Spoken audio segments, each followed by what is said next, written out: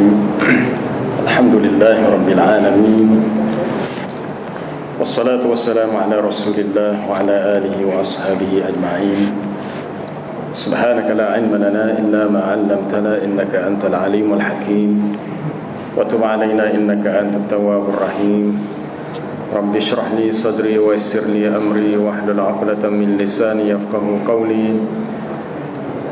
Allahumma anfa'na bima 'allamtana wa 'allimna ma yanfa'una. Allahumma arzuqna 'ilma. Amma ba'd. Sambungan ayat ke-10 dari surah An-Nahl. A'udzu billahi minasy syaithanir rajim. Bismillahirrahmanirrahim.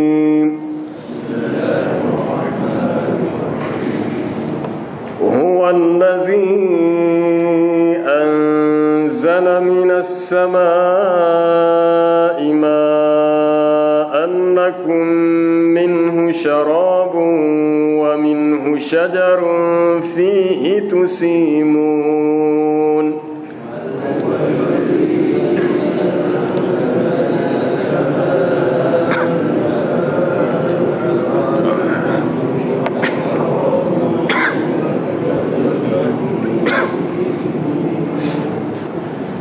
ينبت لكم به الزرع والزيتون والنخيل والأعناب ومن كل الثمرات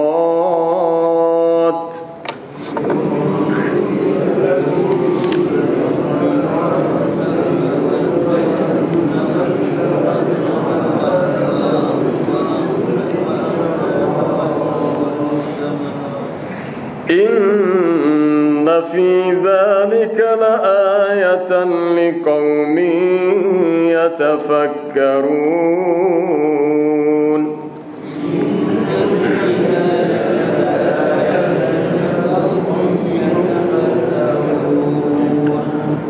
وسخر لكم الليل والنهار والشمس والقمر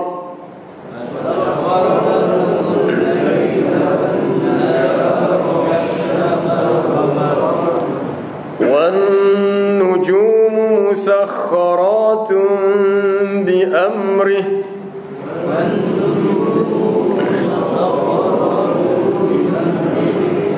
إن في ذلك لآيات لقوم يعقلون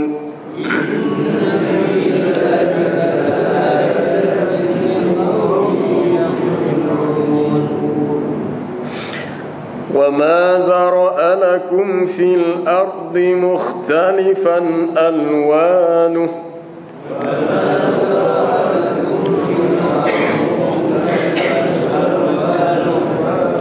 إن في ذلك لآية لقوم يذكرون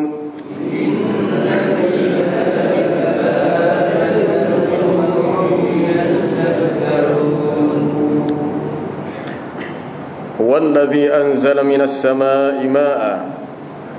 Dialah yakni Allah yang menurunkan daripada langit, yaitu diturunkan air hujan untuk kegunaan kamu, yang mana kamu boleh minum daripadanya untuk dijadikan minuman, ataupun digunakan untuk disuburkan tumbuh-tumbuhan, pokok kayu, yang kamu boleh gunakan untuk gembala binatang ternakan kamu, untuk beri minum kepada binatang. Maka tumbuhlah dengan sebab air itu, tumbuhlah untuk kamu, ditumbuhkan dengannya akan tanam-tanaman, termasuklah buah zaitun, pokok zaitun, an-nakhil, pokok kurma, al-a'nab, pokok anggur, dan juga segala jenis buah-buahan. Sesungguhnya pada yang demikian itu menjadi tanda kekuasaan Allah bagi kaum yang berfikir. Wa sakhkhara lakumul laila wan nahara wasyamsa wal qamar. Dan Allah Ta'ala permudahkan untuk kamu dengan adanya malam, siang, matahari, bulan. Wan nujumu musakhkharatun bi amrih. dan bintang-bintang, dan dia permudahkan dengan perintahnya. Sesungguhnya pada yang demikian itu menjadi tanda-tanda, yakni bukti kekuasaan Allah bagi kaum yang berakal, yang menggunakan akal. Dan apa yang dia ciptakan untuk kamu di atas muka bumi ini, pelbagai bentuk warnanya, sesungguhnya pada yang demikian itu menjadi tanda kekuasaan Allah bagi kaum yang mahu mengambil peringatan. Ayat 10, 11, 12 dan 13 ini berhubungan dengan adillah, bukti-bukti selain daripada yang sebelumnya, bukti-bukti lain tentang sifat ketuhanan itu layak bagi Allah Ta'ala sahaja, dan sifat wahdaniyah bagi Allah Ta'ala. Yang pertama berhubungan dengan hujan. Huwallazi anzala minas sama'i ma'a, dialah Allah yang menurunkan daripada langit air. Maksudnya air hujan untuk kegunaan kamu. Alhamdulillah, kita kemarin turun hujan pukul 11 sebelah pagi, setelah lama dah rasa berminggu-minggu, dekat 2 bulan tak hujan. Atas usaha solat sunat istisqa, kita berdoa, Allah Ta'ala memakbulkan doa yang orang yang menunaikan solat istisqa. Lalu turunlah hujan. Hari ini pun cuaca masih teduh, masih sejuk.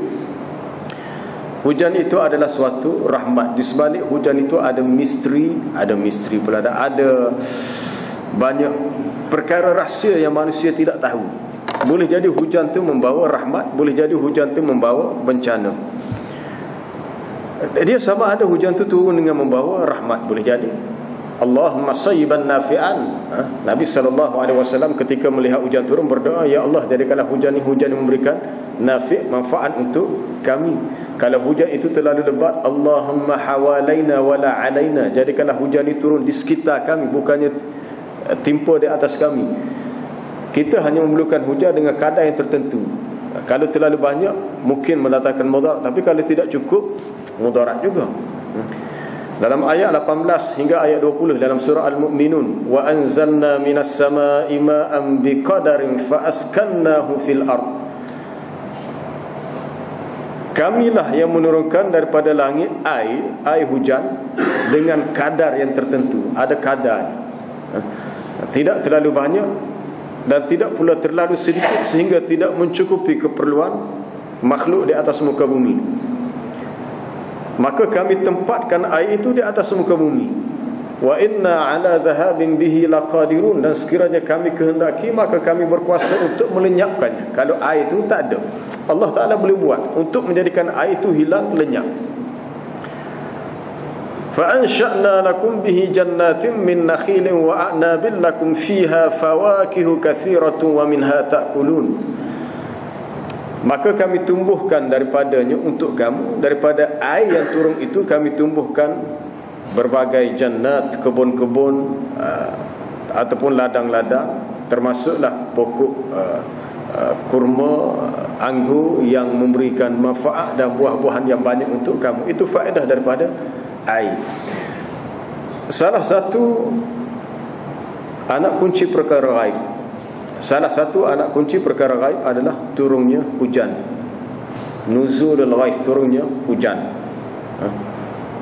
Innallaha indahu ilmus sa'ah, sesungguhnya di sisi Allah Ta'ala ilmu tentang bila berlakunya kiamat. Dialah wa yunazzilul ghais, menurunkan hujan. Manusia tidak tahu bila hujan, di mana hujan, berapa banyak itu, manusia tak tahu. Wa ya'lamu ma fil arham, Allah Ta'ala mengetahui apa yang ada dalam rahim yang dikandung oleh ibu yang mengandung anak yang dikandungnya. Wa ma tadri nafsum madza taksibu ghadan. Yang keempat, seseorang itu tidak tahu apa yang dia akan usahakan esok. Wa ma tadri nafsum bi ayyi ardin tamut, dan seseorang tidak tahu di bumi mana dia mati. Dalam 5 perkara yang disebut anak kunci perkara gaib, yang kedua adalah berhubungan dengan turunnya hujan. Dalam satu hadis riwayat Zaid bin Khalid Al-Juhani, peristiwa ini berlaku ketika Nabi SAW dan para sahabat mahu ke Mekah untuk menunaikan umrah, tetapi tertahan di Hudaybiyah. Semasa berada di Hudaybiyah beberapa hari, maka satu hari, kata Zaid bin Khalid Al-Juhani, Nabi sallallahu alaihi wasallam telah menunaikan solat subuh bersama dengan kami di Hudaybiyah ala ithri sama'in kanat minal lailah, setelah pada malam harinya turun hujan yang lebat. Cuma dia tak ceritalah hari yang keberapa, sebab Nabi berada di Hudaybiyah, kata Abdullah bin Mas'ud, sekitar 13 hingga 19 hari. Cuma tidak diketahui secara tepat 13 ke 14, 15 dan hari ke berapa. Tapi Zaid bin Khalid al-Juhani mengatakan pada suatu pagi setelah solat subuh, malam tu hujan turun lebat. Selesai solat subuh, falamman sarafa aqbala 'ala an-nas, setelah selesai solat, Rasulullah sallallahu alaihi wasallam berpaling kepada kami dan berkata, hal tadruna madza qala rabbukum, tahukah kamu apa yang telah difirmankan oleh Tuhan kamu? Lalu mereka berkata, Allah wa rasuluhu a'lam, Allah dan Rasulnya yang lebih mengetahui. Lalu Nabi beritahu yang Allah Ta'ala telah berfirman, ini dalam hadis kursi, bukan dalam Quran, dalam hadis kursi. Allah Ta'ala berkata, asbaha min ibadi mu'minun bi wa kafirun, telah berpagi-pagilah di kalangan hamba-Ku ada orang yang beriman kepadaku dan ada pula yang lain kufur, kafir kepadaku. Fa amma man qala mutirna bi fadlillah wa rahmatihi, dan adapun sesiapa yang berkata kita telah diberikan hujan, bahawa hujan ini turun kerana kurniaan daripada Allah dan rahmatnya, maka itulah fadzalika mu'minun bi wa kafirun bil kaukab, itulah dia orang yang beriman, yakni beriman dengan Allah dan dia kufur kepada bintang. Sebab bintang tidak ada kait mengait dengan proses turunnya hujan. Wa amma man qala, dan ada pun sesiapa yang berkata mutirna binaui kadza wa kadza, wa amma man qala binaui kadza wa kadza, sesiapa yang berkata hujan ini turun kerana bintang itu dan ini, disebabkan bintang. Di zaman jahiliyah ada manusia yang menyembah bintang. Di antara bintang yang disebut namanya adalah Asy-Syi'ra. Dalam surah An-Najmu, wa annahu huwa rabbus syi'ra, bahawasanya Allah Ta'ala dialah Tuhan yang juga menciptakan bintang Asy-Syi'ra. Kenapa pula ada dalam kalangan orang jahiliyah yang menyembah bintang? Lalu mereka mengatakan hujan itu turun dengan sebab bintang itu dan ini. Orang yang menganggap hujan turun dengan sebab bintang, maka dia anggap kafir kepada Allah. Walaupun dia tidak sembah, walaupun mungkin dia juga menyembah Allah, tetapi dalam bab berkenaan dengan hujan, dia meyakini hujan diturunkan dengan sebab bintang, maka dia dianggap kafirun bi wa mu'min bil kaukab, dia kufur kepada aku, engkar kepada aku dan beriman kepada bintang-bintang. Hadis ini diriwayatkan dengan beberapa matan yang berlainan, riwayat Bukhari, Abu Daud, dengan sedikit perbezaan berhubung dengan persoalan hujan yang turun adalah salah satu tanda kekuasaan Allah yang tidak boleh manusia kaitkan dengan makhluk yang lain. Proses yang manusia buat, contohnya usaha untuk pembenihan awan, ada kalanya jadi, ada kalanya tak jadi, ada kalanya menjadi, ada kalanya tak jadi. Jadi kalau kita beranggap hujan turun sebab telah berjaya dengan izin Allah, percakapan itu mesti bahasa ke bahasa yang berlapik. Kita tidak boleh memutlakkan mengatakan hujan turun dengan sebab usaha kita buat apa disebut proses pembenihan awan. Semua itu tidak akan berjaya kalau dengan bukan keizinan Allah. Sebab kalau Allah Ta'ala tak izinkan, dia tidak akan berlaku. Jadi dari segi bahasa tu kena berlapik. Mungkin kadang-kadang setengah wartawan, sama ada wartawan bahagian akhbar ke wartawan penyiaran, apabila mencerita kata hujan, kita telah berjaya, usaha telah berjaya, tanpa menyebut Allah, itu adalah suatu menghampiri kepada kufur. Mesti sebut dengan izin Allah. Sebab sebenarnya yang menurunkan hujan adalah Allah. Hak usaha kita buat itu sebenarnya tak seberapa. Kalau diizinkan turun, kalau tak diizinkan tidak turun. Itu sahaja. Baik. Allah Ta'ala menurunkan daripada langit air hujan. Kegunaan yang pertama untuk minuman kamu, untuk tumbuh-tumbuhan dan untuk binatang ternakan. Sebenarnya ayat berhubung dengan hujan sudah banyak kali kita temui dalam ayat-ayat yang lain yang sebelumnya. Tetapi oleh kerana sangat berkait rapat dengan apa yang berlaku dalam kehidupan kita hari ini, sebab sudah lama kemarau, hujan sudah lama tidak turun. Alhamdulillah mulai kemarin hari ini kita rasa sejuk sikit sebab ada hujan. Berhubung dengan air hujan, dalam satu hadis riwayat Al-Imam Baihaqi, Nabi SAW bersabda, "Ma min 'amin bi amtara min 'amin, walakinna Allah yasrifuhu ataupun yusarrifuhu." Tidaklah satu tahun itu hujannya lebih banyak daripada tahun yang lain. Sebenarnya setiap tahun, tahun lepas, tahun ni, tahun depan dan tahun seterusnya, tahun-tahun yang dulu, kapasiti air yang turun daripada langit adalah sama.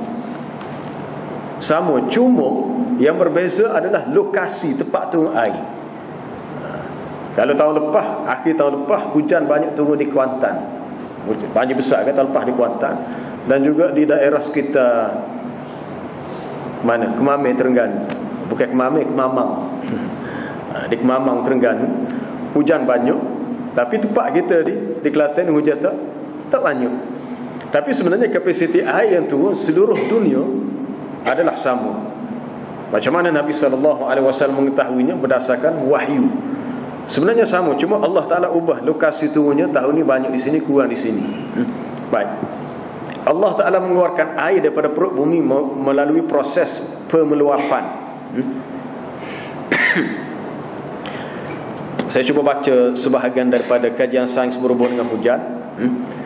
Lalu kemudian proses kita semula ataupun pemeluapan, wap air daripada bumi naik ke atas, berlakunya recycle, sehingga berlakunya proses dibersihkan, siklus perpindahan air, hydrological cycle antara bumi dan atmosfera. Seandainya tidak ada siklus ini, air bumi tidak akan boleh dimanfaatkan, kerana setiap detik terdapat trilion, berjuta-juta makhluk hidup, dan dia hidup dan mati dalam air dengan sebab air. Apabila tidak dibersihkan melalui proses hydrological cycle, air akan tercemar dan membusuk. Dengan kekuasaan Allah, volume air di bumi, kadar jumlah air, kapasiti air tetap sama. Tetap sama. Seperti dalam ayat 18 surah Al-Mu'minun, wa anzalna minas sama'i ma'an biqadar. Kami turunkan daripada langit air dengan kadarnya. Dah ada kadarnya, kapasitinya. Mengikut kajian saintis, planet bumi adalah planet yang paling sesuai untuk didiami oleh manusia dan mempunyai bekalan air yang mencukupi berbanding dengan planet-planet yang lain dalam sistem solar. Air itu sama, tidak bertambah, tidak berkurangan, yang tersebar di pelbagai penjuru bumi.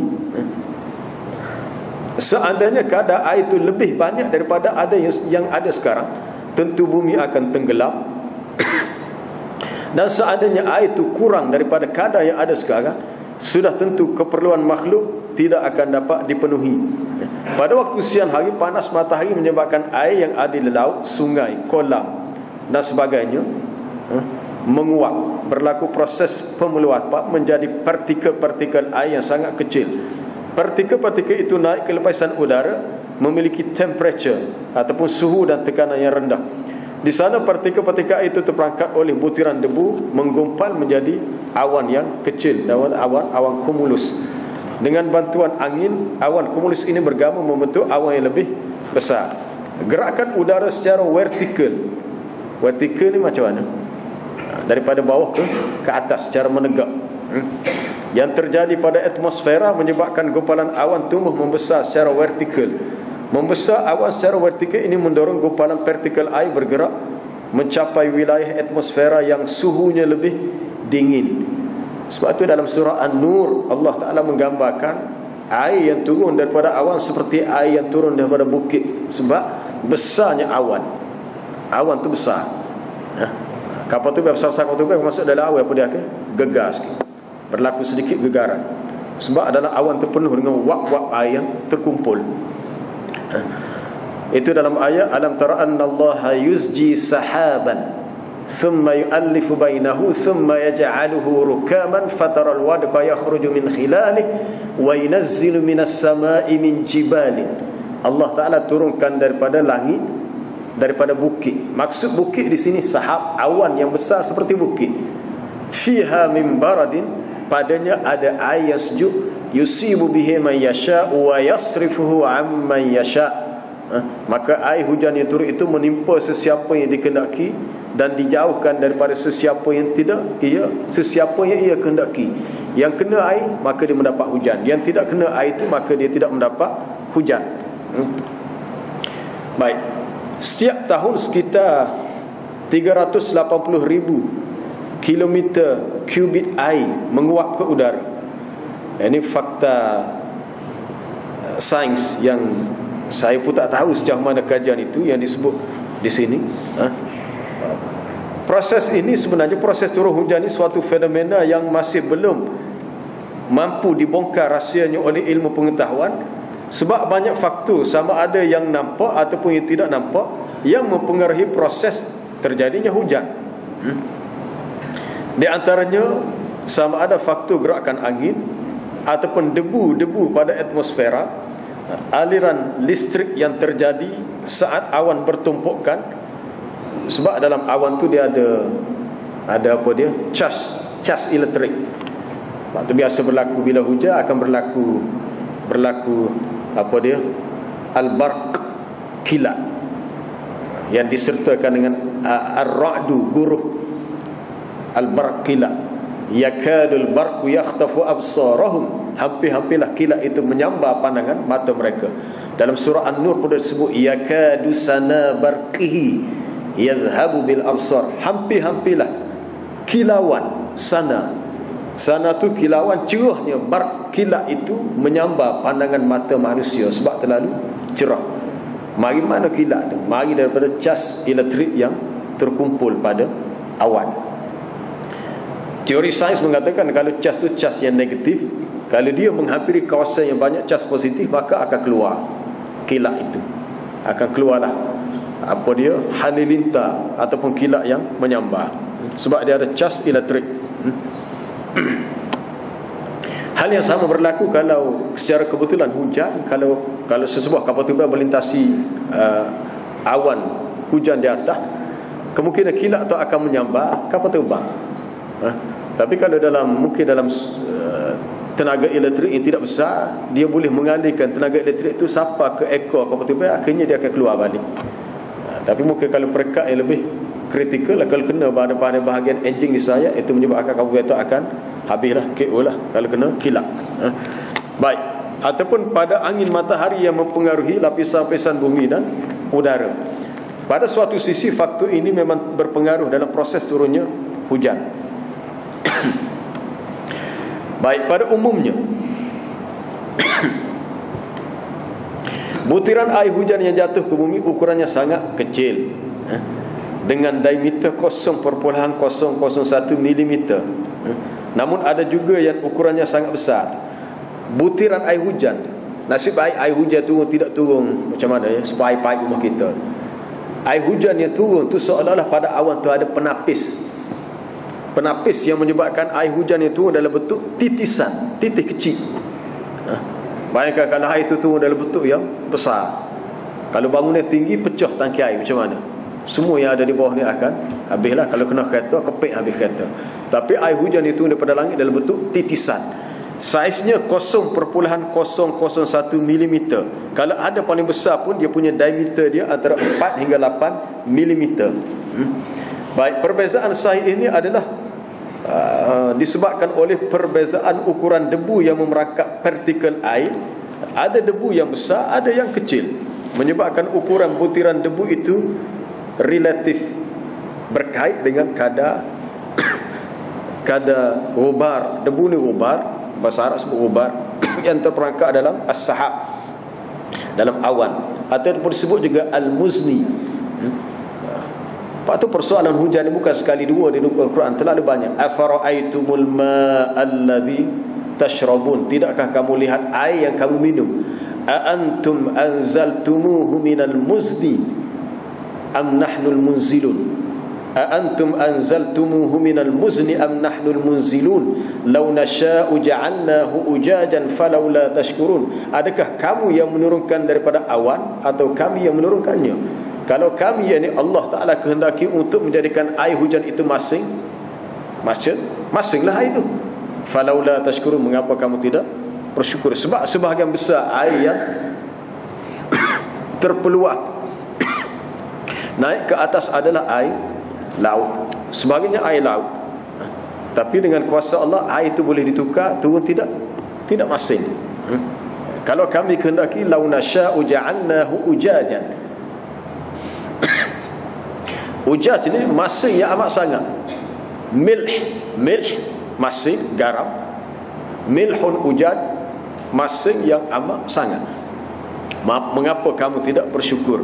Jadi kalau turun air yang masing, maka kita tidak boleh menggunakannya untuk diminum.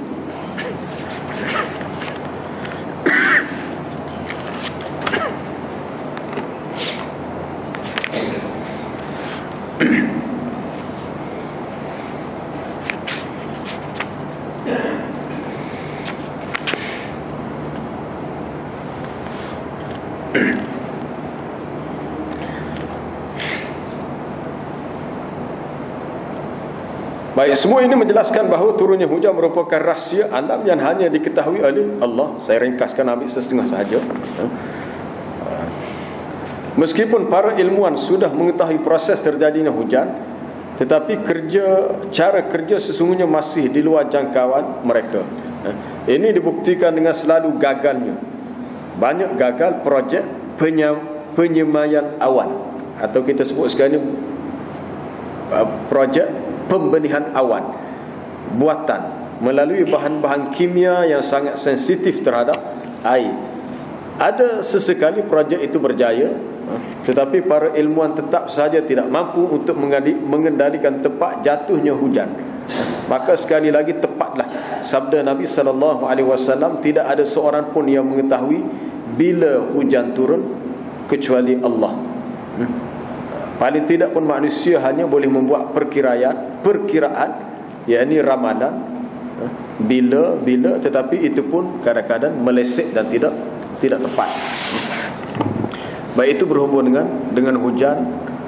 Kita diajar untuk sentiasa meminta kepada Allah, untuk pasrah kepadanya. Allahumma aghithna, Allahumma aghithna, Allahumma aghithna wa la taj'alna minal qanitin. Ya Allah, curahkan kepada kami air, maksudnya air hujan, dengan ghaisan mari'an, air yang mencukupi, air yang baik, air yang boleh memberi manfaat kepada kami. Janganlah engkau jadikan kami dari kalangan orang-orang yang putus asa dengan sebab tidak turun air. Salah satu cara Allah Ta'ala uji manusia adalah kemarau, al-qahtu, ataupun berlakunya al-jadbu, kemarau yang menyebabkan manusia kebuluran. Kemarau yang menyebabkan kebuluran, tidak ada makanan. Kita ni nasib baik sebab kita dari sudut alhamdulillah, mungkin sumber beras kita ni kita banyak import daripada luar. Sebab banyak petani-petani di Kelantan sendiri mengadu musim ni tak jadi sebab tak ada air. Air tak ada, tidak mencukupi untuk membolehkan padi itu tumbuh dengan subur. Dalam surah Al-Mulk ayat terakhir, qul ara'aytum in asbaha ma'ukum ghawra faman ya'tikum bima'in ma'in. Katakanlah, apakah pandangan kamu, apa yang kamu fikirkan sekiranya sumber air yang kamu minum itu tiba-tiba ghauran, kering. Tak ada air itu, habis, tak ada, ghauran, kering. Kering di sini maknanya dia zahiban dha'ian, pergi, lenyap, hilang, masuk dalam tanah, tak ada, sehingga tidak boleh diambil dengan apa dia, dengan baldi ke, dengan gayung ke, dengan cetung air, tak boleh sebab air tak ada. Maka siapakah yang boleh mendatangkan kepada kamu dengan air yang mengalir? Di sinilah kita sangat berhajat kepada Allah sepanjang masa. Air itu masuk ke rumah kita dengan mudah melalui paip air, ada air dalam tanah, berbanding dengan negara Arab, korek dalam tanah tapi masih belum jumpa air. Mungkin setengah tempat adalah tempat yang disebut oasis ada air, tapi tidak semua. Ini suatu nikmat yang Allah Ta'ala berikan kepada kita, sebab kita mendapat dalam kadar setahun hujan yang memang mencukupi, kadang-kadang lebih. Allahumma aghithna, Allahumma aghithna, Allahumma sayyiban nafi'an. Ya Allah, jadikanlah hujan ini hujan yang memberi manfaat kepada kami atau kepada kita semua. Kegunaan yang disebut pertamanya untuk syarab, untuk minum. Sebahagian besar dalam badan manusia, dalam badan kita adalah air. Sebahagian besar adalah air, khususnya sel-sel darah manusia yang berwarna merah memerlukan kepada air. Sebab dalam air itu ada hidrogen dan oksigen. Allah Ta'ala menjadikan sesuatu itu disebut zaujain itsnain. Zaujain itsnain, dua lagi berpasangan. Semua makhluk Allah Ta'ala ciptakan, hatta air itu adalah cantuman antara dua gas yang bercantum, hidrogen, oksigen. Kita perlu kepada oksigen. Oksigen itu ada dalam air untuk keperluan kita. Sama ada kita sedar ataupun tidak, itulah kegunaan kita untuk kehidupan kita. Tetapi manusia tidak boleh untuk berada dalam air, walaupun air itu oksigen, dia akan lemah. Tetapi manusia memerlukan kepada oksigen untuk kehidupannya. Air adalah sebahagian unsur yang banyak dalam badan. Nabi SAW memberi arahan kepada kita, apabila kita makan, minum, maka janganlah seseorang berlebih-lebihan. Hendaklah dia menjadikan thuluth, 1/3 li ta'amihi, untuk makanannya, 1/3 daripada isi perut untuk minumannya, untuk air, dan 1/3 untuk pernafasan, untuk udara. 1/3 tu kadar yang paling banyak dah tu. Jadi kalau seseorang tu isi badan dia, perut dia lebih daripada kadar 1/3, maka dia akan rasa tidak selesa. Macam mana kita makan nasi sikit, minum air 5 gelas. Minum air 5 gelas, mungkin kita rasa gapo, skop perut. Rasa skop perut. Sebab air banyak, lebih pada kadar yang diperlukan. Air perlu, tetapi dia ada biqadari, ada kadar dia. Tidak boleh lebih, tidak boleh kurang. Baik. Pertama, untuk minuman. Kita diminta dan diajar untuk sentiasa memuji Allah. Setiap kali kita minum, setiap kali kita makan, alhamdulillahillazi saqani hadha syarab. Segala puji bagi Allah yang telah memberi minum kepada aku dengan minuman ini. Dalam syurga nanti Allah Ta'ala terus memberi minum kepada orang al-abrar, ahli syurga, secara terus. Wasaqahum rabbuhum syaraban tahura. Dan Tuhan mereka memberi minum kepada mereka dengan minuman yang suci, bersih. Ada ulama tafsir menyebut itu suatu cara beri minum yang khusus. Imam Ahmad diriwayatkan bahawa setiap kali dia makan, dia minum, maka dia memuji Allah Ta'ala, alhamdulillahillazi at'amani hadha wa saqani hadha. Segala puji bagi Allah yang telah memberi makan kepada aku dengan makanan ini, yang memberi minum kepada aku dengan minuman ini, min ghairi haulin minni wala quwwah. Allah Ta'ala beri minum kepada kita. Kalau dia tidak beri minuman, maka kita akan haus, akan dahaga. Pertama, untuk minuman. Sebab tu orang yang berada dalam keadaan sangat dahaga, haus, tidak ada perkara yang paling disukainya kecuali air. Air. Digambarkan oleh Nabi, kalau kita minta kepada Allah Ta'ala, cinta kepadanya, jadikanlah kecintaan kita kepada Allah lebih daripada cinta kita kepada air, khususnya ketika kita dahaga. Allahumma inni as'aluka hubbak wa hubba man yuhibbuk wa hubba amalin yuqarribuni ila hubbik. Ya Allah, aku meminta kepadamu akan hub, rasa cinta kepadamu, cinta kepada orang yang mencintaimu, dan cinta untuk melakukan amalan yang mendekatkan aku kepada cintakan kamu, waj'al hubbaka ahabba ilayya min nafsi wa ahli wal ma'il barid. Jadikanlah kecintaanku kepadamu lebih aku cintai daripada diriku sendiri, keluargaku dan air yang sejuk. Kenapa Nabi sebut dengan air yang sejuk? Sebab seorang yang sangat dahaga, maka kalau air itu harga di RM10 segelas pun dia sanggup beli. Mungkin sesiapa yang ada pengalaman, kalau pergi sendiri untuk musim haji, berada di padang Arafah, duit kita ada, penjual kata satu botol air ni harga dia 10 riyal, RM10 ataupun RM5. Lantaklah belilah, tak kira RM5 ke RM10, habis duit, betulnya boleh minum air. Sebab kita dah terdesak dalam keadaan cuaca yang panas. Semasa wukuf di padang Arafah, kita bawa air tapi air tu dah habis. Adalah orang jual air tapi mahal, biasa beli mungkin 2-3 riyal. Sekarang ni harga naik RM10, 10 riyal. Kita sanggup beli sebab kita kata duit boleh cari. Untuk menghilangkan dahaga itu lebih penting, ataupun lebih diperlukan ketika itu.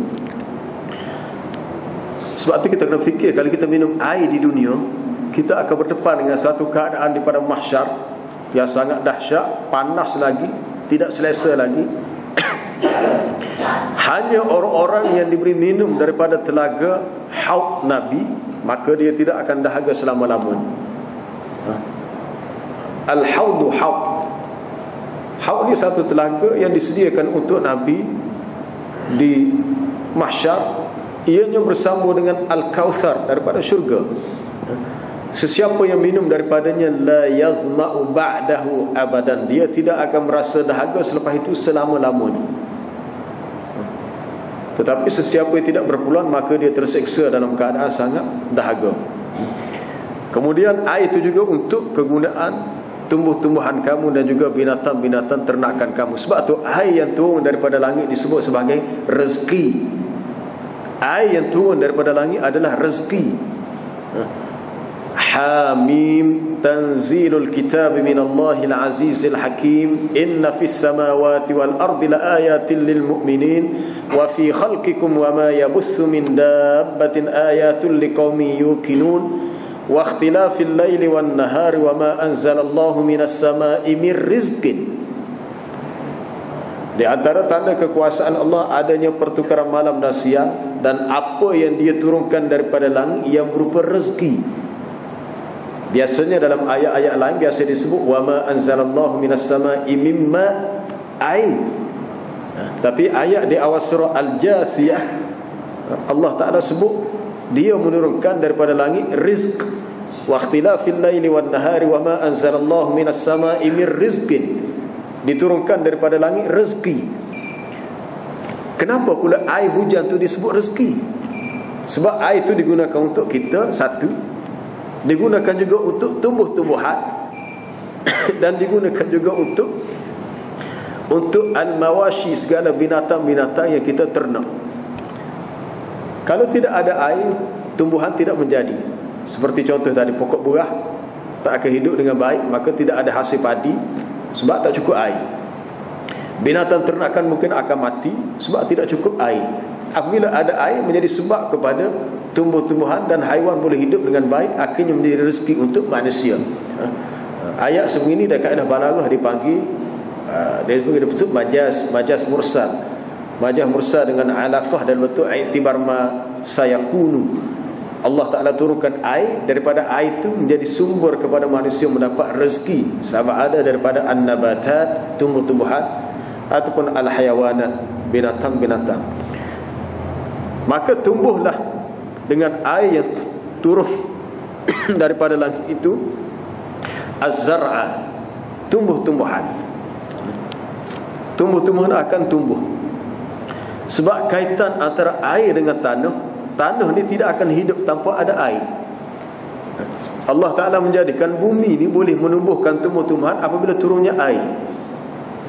Dan inilah perbandingan untuk kehidupan dunia. Alam tara annallaha wadrib lahum masalal hayatid dunya, maka buatlah untuk mereka perumpamaan hidup di dunia, kama in anzalnahu minas sama, seperti air yang turun daripada langit, Lalu air itu fakhtalata bihi nabatul ard, ia bercampur dengan tumbuhan di atas muka bumi. Lalu keluar pokok kayu, besar ke kecil, ya. Tapi lama kelamaan pokok itu fa asbaha hashiman tadhruhu riyah, akhirnya dia akan menjadi kering, layu ditiup oleh angin. Maknanya kehidupan dunia pada awalnya nampak comel, nampak menarik, bagus, tetapi akhirnya dia akan hilang, lenyap. Dalam ayat yang lain, tadi surah Al-Kahfi dan surah Yunus, innama mathalul hayatid dunya kama in anzalnahu minas sama', bahawa sesungguhnya perumpamaan bagi kehidupan dunia ini seperti air yang turun daripada langit. Lalu air itu fakhtalata bihi nabatul ardi mimma ya'kulun nas wal an'am, lalu air itu bercampur dengan tumbuh-tumbuhan di atas muka bumi, yang tumbuh-tumbuhan itu dimakan oleh manusia dan binatang-binatang. Yang dimakan oleh manusia dan binatang-binatang. Ini adalah suatu pemberian untuk Allah Ta'ala, pemberian untuk makhluk-makhluk Allah Ta'ala daripada Allah yang bersifat Maha Agung. Suatu pemberian yang Allah Ta'ala berikan untuk semua makhluknya, dan suatu perbandingan bahawasanya kehidupan dunia adalah kehidupan yang bersifat sementara, tidak kekal. Tumbuhnya az-zar'a, satu. Yang kedua az-zaitun, buah zaitun. Kenapa tidak disebut buah yang lain? Biasa disebut waz-zaitun wan nakhil wal a'nab. Buah zaitun, buah kurma, anggur. Yang biasanya diulang adalah yang sama. Sebenarnya zaitun ni ada khasiat yang khusus. Buah zaitun, mungkin kita sendiri tak biasa minum, tak biasa makan. Kalau ada jual di kedai, biasanya buah zaitun yang telah dijeruk, tidak buah asal berpokok, buah telah dijeruk. Mungkin kalau kita nak makan tu rasa dia lebih masam sikit. Biasa kalau saya makan, kita cicah dengan jam buah tin, buah tin, untuk kita gambar lalu wattini wazaitun. Terus kita ambil buah tin, buah zaitun, jam buah tin dengan buah zaitun, combine dua tu. Itu buah zaitun pun, buah zaitun mudah didapati. Kalau tempat kita banyak, Jafar Awah ada, banyak restoran Arab pun ada. Jam buah tin payah nak jumpa. Di Jafar Awah ni tak ada, dah habis dah. Tapi sebenarnya ada khasiat, khususnya minyak zaitun. Dalam hadis riwayat Al-Imam At-Tirmizi daripada Umar Al-Khattab, Nabi suruh kita minum minyak zaitun, kulu az-zait, ataupun kulu, makanlah minaz zait, daripada buah zaitun, minyak zaitun, waddahinu bihi, dan berminyaklah dengannya. Guna minyak dia, sama ada minyak untuk rambut ataupun apa-apa kegunaan. Sebenarnya minyak zaitun ni bagus untuk kita makan pun tak apa. Fa innahu min syajaratin mubarakah, ia daripada pokok yang berkah. Kalau boleh kita jadikan suatu rutin, setiap hari sebelum tidur malam minum sudu minyak zaitun. Tapi kena tengok juga ambil lidah. Ada sebotol tu, saya kata, dia kata kalau buah dalam peti, kalau yang tidak original, dia campur dengan minyak sayur-sayuran, dia akan beku. Betul, beku sungguh. Beku sungguh. Dia kata itu tidak original. Hak original beli hak mahal sikit. Bila beli hak mahal sikit buah dalam peti, dia kekal dengan bentuk yang cair, dia tidak akan beku. Hak cair itulah minyak zaitun yang original, yang kita boleh minum sebelum tidur malam. Minum apa dia, sudu. Dalam ayat 20 surah Al-Mu'minun, wasyajaratan takhruju min turi sayna tambutu bid-duhni wasibghil lil akilin. Selain daripada pokok apa tadi, zaitun, anggur, adanya pokok apa, a'nab, zaitun, adanya syajaratan takhruju min turi sayna. Pokok, maksud pokok di sini pokok zaitun yang tumbuh dekat dengan Tur Sina, Jabal Tur Sina, tempat di mana Nabi Musa bermunajat dengan Allah untuk terima wahyu. Di kawasan semenanjung Sinai, kawasan di Jordan, Syria, cukup banyak pokok-pokok zaitun. Termasuk di Palestin banyak buah zaitun. Ia adalah pokok yang berkah, yang kamu boleh ambil minyak daripadanya, wasibghil lil akilin, yang boleh memberikan selera makan kepada orang yang makan. Itu dia punya kelebihan dia. Tapi cerita buah zaitun tu kita akan sama berdepan lah, sebab dari segi kajian sains banyak kelebihan buah zaitun untuk kegunaan kita. Kalau kita tahu, kita akan amalkan setiap hari sebagai sebahagian daripada rutin makanan kita, sebagai salah satu rutin dalam menu kita. Mungkin kalau kita tak tahu, kita tak cara. Dia makanan-makanan yang biasa Nabi amalkan, pemakanan sunnah ni, kalau boleh kita amalkan. Kena ada kita ambil sehari, seperti buah tamar tu, kismis, bukannya payah. Buah zaitun, buah tin. Sebab buah-buahan citrus ni dia ada khasiat fadilah yang tertentu, khususnya dari sudut untuk bukan saja dari sudut kesihatan, tapi untuk makanan minda. Kalau kita jenis style nak ngapa, nak mengulang kaji, nak baca kitab ke apa, sangat sesuai untuk kita ambil pemakanan sebegitu. Wallahu a'lam. Ada soalan? Ya.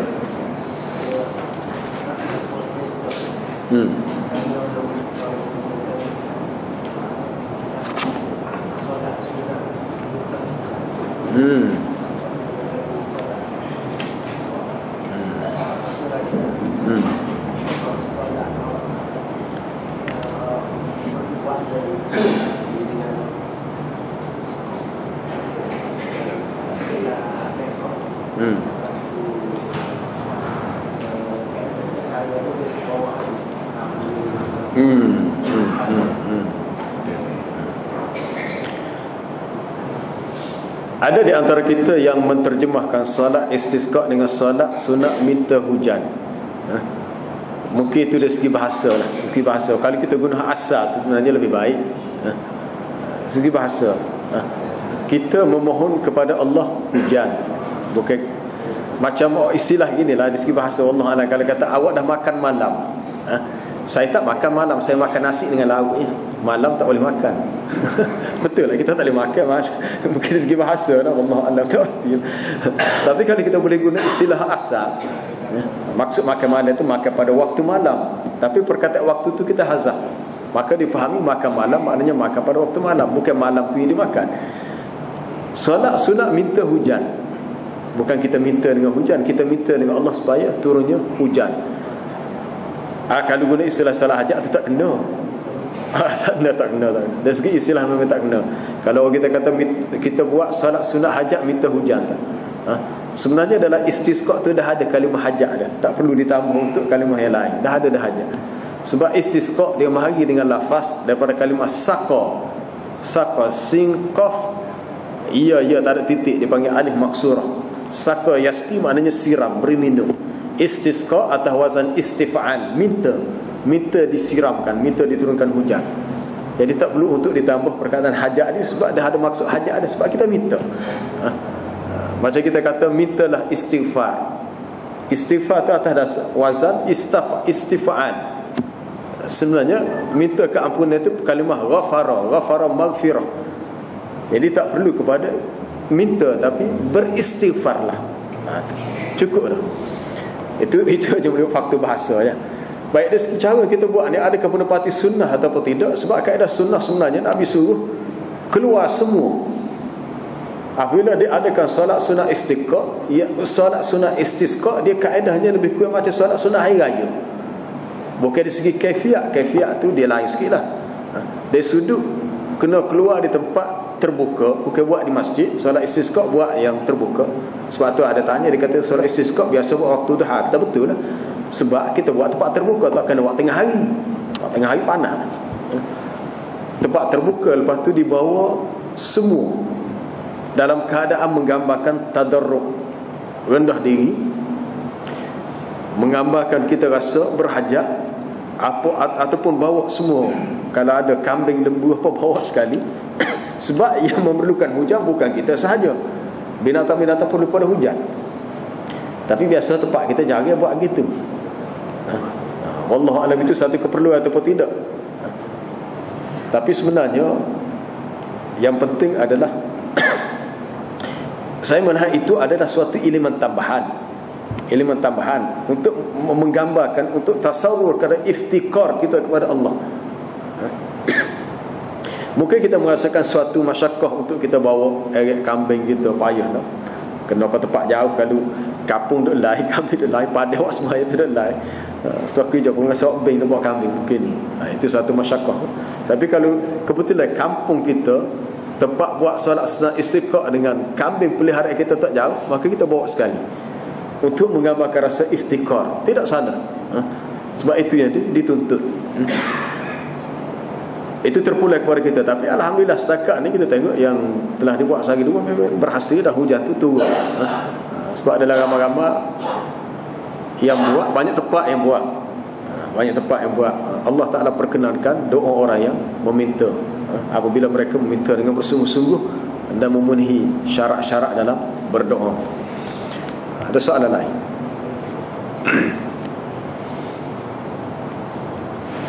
Ada.